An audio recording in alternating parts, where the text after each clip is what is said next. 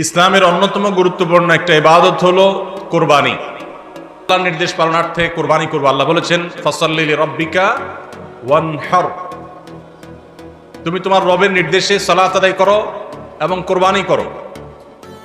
এই কুরবানির ইবাদত এমন একটি ইবাদত, এই ইবাদতের প্রতি আমাদের দেশের মানুষের আগ্রহ অন্যান্য ইবাদতের তুলনায় একটু বেশি। আলহামদুলিল্লাহ, তুলনামূলকভাবে অন্য অনেক ইবাদতের চাইতে কুরবানি করার ব্যাপারে আমাদের আগ্রহ একটু বেশি।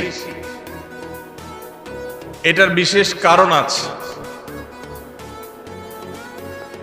অন্যতম বড় যে কারণ সেটি হলো যে এটাকে আমরা উৎসব এবং কালচার হিসাবে নিয়েছি। সন্দেহ নেই এটা উৎসব, সন্দেহ নেই এটি কালচার, কিন্তু এটার প্রধান উদ্দেশ্য যদি ইবাদত না হয় তাহলে সেই আমল, সেই ইবাদতের, সেই ভালো কাজের বিনিময় আল্লাহর কাছে আশা করা যাবে না।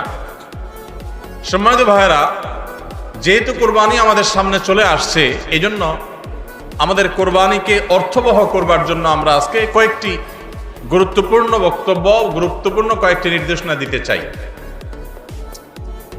প্রথম কথা হলো যে আমাদের কোরবানির উদ্দেশ্য যদি হয় ফ্রেশ গোশত আহরণ করা, আমাদের কোরবানির উদ্দেশ্য যদি হয় সমাজের মানুষের সামনে নিজের ইজ্জত রক্ষা করা, প্রতি বছর কোরবানি দেই, এবছর না দিলে মানুষ কি বলবে, বাচ্চারা কার মুখের দিকে চেয়ে থাকবে, আত্মীয় স্বজন, নতুন আত্মীয় স্বজন কি মনে করবে, এ সকল উদ্দেশ্য যদি আমাদের কোরবানির পেছনে কাজ করে তাহলে সেই কোরবানি আল্লাহর কাছে মাকবুল বা গ্রহণযোগ্য কোনো কোরবানি হবে না।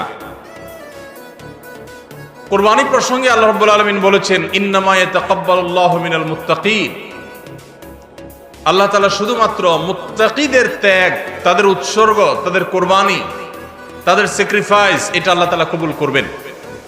অতএব যাদের ভিতরে তাকওয়া নাই তাদেরটা আল্লাহ তাআলা গ্রহণ করবেন না, কবুল করবেন না। আমরা যে আয়াত পড়েছি সেই আয়াতও দেখেছি, আল্লাহ রাব্বুল আলামিন ইরশাদ করেছেন যে আমাদের কোরবানির রক্ত, আমাদের কোরবানির পশুর গোশত, এর কিছুই কি আল্লাহর কাছে যায়? কিছুই আল্লাহর কাছে যায় না। অন্য সব ইবাদত, আর্থিক ইবাদত, এটার ফিডব্যাক আমাদের কাছে আসে না সাধারণত। আমরা যখন দান সাদাকা করি, দান সাদাকা করলে ওইটা কি নিজে খাওয়া যায়? যখন দান করি, সাদাকা করি, তখন এটা আল্লাহর তরফ থেকে গরিবদেরকে দিয়ে দিতে হয়, নিজে খাওয়া যায় না। কোরবানি এমন একটা ইবাদত যে আমরা কোরবানি করার সময় বললাম বিসমিল্লাহি আল্লাহু আকবার, আল্লাহুম্মা লাকা মিনকা ওয়া লাক, আল্লাহ আপনার পক্ষ থেকেই পেলাম এবং আপনার উদ্দেশ্যেই কোরবানি করলাম বলতেছি।